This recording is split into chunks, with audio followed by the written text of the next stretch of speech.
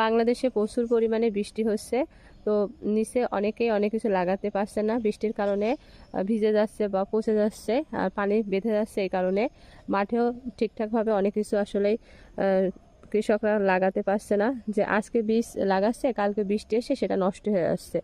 তো আপনারা চাইলে এইভাবে ছাদে সুন্দর করে টপে বা এই যে বস্তা প্যাকেট করে আপনারা ঝালের চারা, বেগুনের চারা অনেক কিছু কিন্তু লাগাতে পারেন। আমার ছোটো ভাই যে দেখুন কি সুন্দর ঝালের চারা লাগিয়েছে।